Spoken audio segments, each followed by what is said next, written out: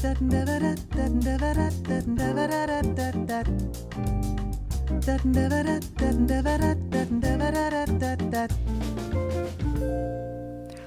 to the ScatAbility How-To Overview, where we will take you through a tour of the entire app and show you how everything works. With ScatAbility, you're going to use a 4-step process. Number 1, listen. Specifically, listen several times closely to the demo singer. Number 2, imitate. That is, sing along with the singer, or in the case of call and response, just repeat what you hear. Number 3, improvise. Use the backing track to freely make up your own improvisation. And number 4, record yourself, then listen back. Now let's take a look at how the app works. After you've downloaded the app from the App Store, open it and click on Practice Packs. Click on Scat Pack 0, then the Songs tab, and you'll see that there are 7 songs in 3 different types of products. The etudes are actual improvised solos from each of the demo singers. These etudes were never written down, they are true improvisations. The call and response products are pretty much what they sound like. The demo singer sings an idea, then you repeat that idea or you make up your own. The exercise products are short motives that are sung repeatedly by the demo singer, and they move through different key centers. Eventually, you're going to want to move past the first 7 songs that come with the free pack and check out some of the other packs that are available. So let's go back 1 page and we're going to take a look at Scat Pack 3, Rosanna Eckert's pack. From the info page, you can press the button at the bottom of the screen to hear a montage of all of Rosanna's songs. Then if you want to purchase that pack, you just click on the button in the upper right corner. Okay, let's go back to Scat Pack 0, click on the Songs tab, and select Call and Response 18, one of Darman Meter's tracks. The quickest and easiest way to get started with ScatAbility is to select any call and response track, press play, and then just repeat what you hear. Vedo, se ledo, se ode, se vedo.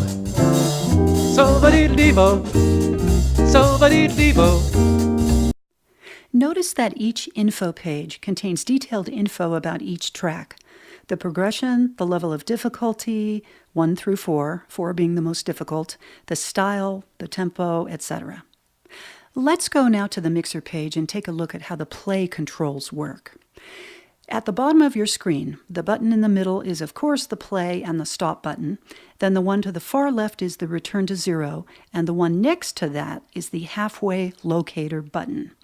This button is super useful if you're working with, say, an etude or an exercise, and you've mastered the first half of it, and now you want to work with the second half of it. All you need to do is press that button and it will locate to the second half of the track without you having to scroll through the track to get there. The button on the right of play is the loop button.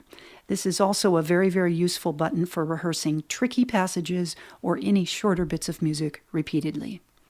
Use it by first pressing the loop button, and notice that the left side becomes red. Then press play, and then press the loop button again. That is going to capture a certain little passage of music. Check out the entire looping process. So baby-dee-ba-doo-boo-ba-doo-bay. So baby-dee-ba-doo-boo-ba-doo-bay. So baby-dee-ba-doo-boo-ba-doo-bay. So baby-dee-ba-doo-boo-ba-doo-bay.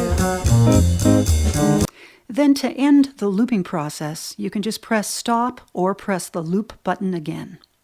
Before we look at the record function, let's take a look at some of the other features on the mix page. First, you can mute the vocal by pressing the little speaker icon on the left side, and then you're left with hearing the backing track alone, which allows you to freely improvise over the track. Take a look.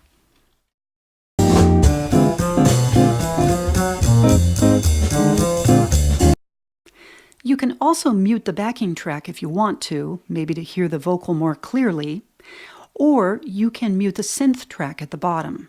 The synth track is a vibe sound which exactly doubles what the vocal is doing.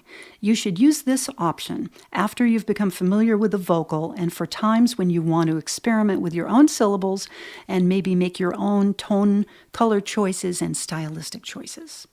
Here's what the synth sounds like.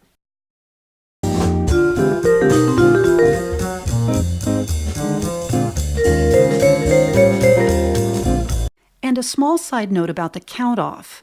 When you work with one track over a period of time, you're eventually not going to need to hear, or maybe just don't want to hear, the count off anymore. This is what the count off sounds like. So to turn off the count off, click the settings icon in the upper right corner of your screen and just toggle the count off on/off switch to off. Now, none of the tracks will play the count off anymore. And while you're here on the settings page, notice there's a restart track option. This allows for you to have the track automatically restart, so if you're improvising to a track, you can have it loop around and around indefinitely. So just toggle that switch to on if you want to use it. And to go back to the track you were working on originally, just press the back button. Okay, let's take a look now at the notation page. Here you're going to see the complete chord progression for the song you're working with, and when the track plays, you can follow along with the green cursor which tracks each measure in real time. Let's look.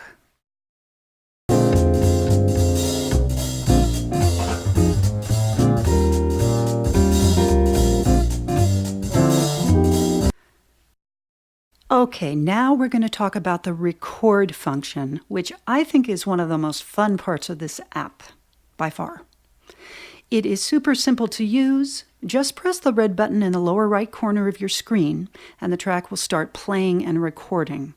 Then, freely improvise as long as you want, and when you're done, just press the red button again and it will automatically stop.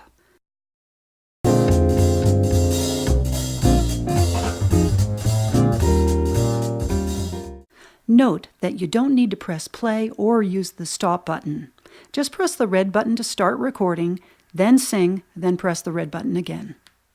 When you're done recording, a window will pop up that asks if you want to save the recording. Note that you can first play the recording to check out whether or not you want to keep it, then you can save it or you can discard it. So if we want to save it, of course we press the save button, then press OK, and then the song will be saved. To hear it, go to the Recording tab, select your song, and press play at the bottom of your screen. Once you've recorded an improvisation that is a definite keeper, you can export that track to yourself or to anyone by pressing the button in the upper right corner of the screen, plugging in your email address, and then pressing send. There is one really important thing to know about and to do while you're recording with ScatAbility, and that is to get the phone very, very close to your mouth. Specifically, the bottom of the phone where the mic is needs to be no more than about 1 inch away from your mouth.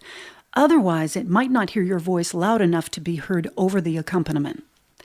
And there is another method of recording with ScatAbility, and that is to use a headset with a microphone like the one that came with your Apple phone.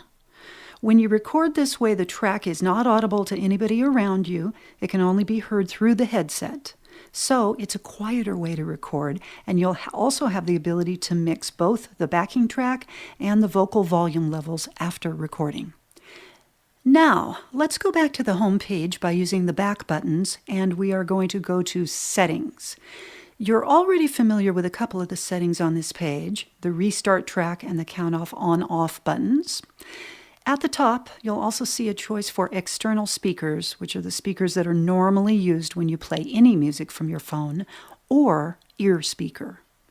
The ear speaker is the one you use when you make a call normally and your phone is held up to your ear.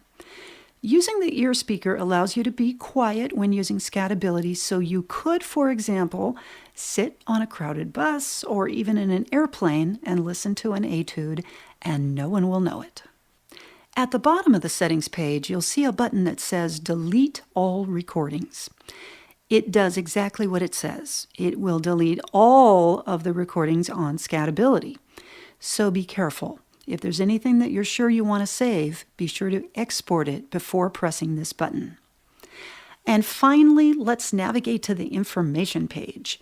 On this page, there's a lot of info about the app, and I strongly suggest you read through all the pages at least once. There are a few areas of the info page I want to call your attention to. First of all, the How to Use area. This gives you an overview and a step-by-step, in detail, of all the things you need to know about using ScatAbility. And the classroom use area is very useful if you're teaching school, or you do workshops, or you work with groups of people in any kind of way. There are ideas, activities, information about getting the audio set up for use with a group, games, and so on. The glossary is a super useful reference tool. You might want to keep it on hand often. It contains loads and loads of terms and their definitions. And then the contact support allows you to quickly and easily write in for tech help if you're having any kind of issue with the app. And if you think ScatAbility is super cool and you would love to give it a fantastic rating, that would be much appreciated. Thank you. You can do it easily by clicking Rate This App at the bottom of the page. And that was the ScatAbility overview, everything you ever wanted or needed to know about ScatAbility. Thanks very much for listening, and please join the ScatAbility Facebook group page, which is open to anyone. And you can network with other singers, post your own improvisations. You can ask a question about improvisation or fly fishing or whatever you like. Also visit the info page at MichMusic.com, where you can read articles and get other info about jazz, scat singing, arranging, jazz piano, and more. Thanks again. Happy scatting to you.